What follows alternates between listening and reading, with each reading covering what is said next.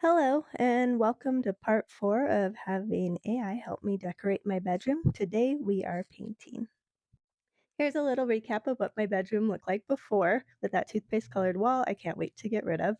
And here is what the AI generated photo looks like that I hope my bedroom resembles when I'm done with this whole makeover project.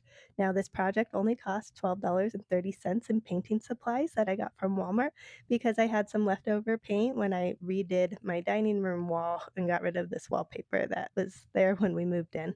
So now my whole project, I'm actually negative $17.70 on what I have spent because of the treadmill we sold for $30.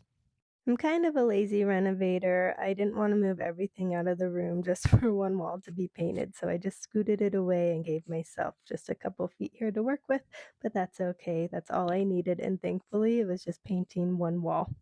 The first thing I did was scrub all of the window seals and get any kind of cobwebs or anything off the wall before starting.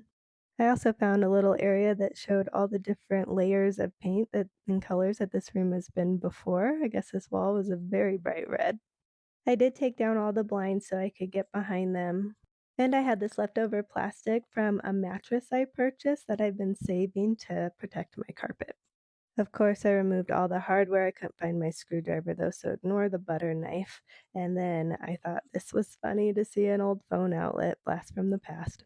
Here's a closer look of the paint kit I used from Walmart. It just came with everything I needed, a couple rollers, two paint brushes so I could do the edging, and then a paint stirrer, a paint can opener, and the paint pan. I'll put a link to everything I used in the description. I think this paint is probably from early 2023, so I hope that it works okay, but it doesn't smell funky and it mixed well, so we'll see. It doesn't look anything like the color it's supposed to be when it goes on. It kind of looks like a light yellow here, but thankfully I already know what it looks like when it dries, and it should be pretty close to the inspo photo. Now, only if I could paint this quickly, that would be amazing, but can someone tell me why the paint looks yellow and then when I put it on the wall, it looks brown, but it's ultimately going to be a sage green? Is this just my eyes or are you seeing it too?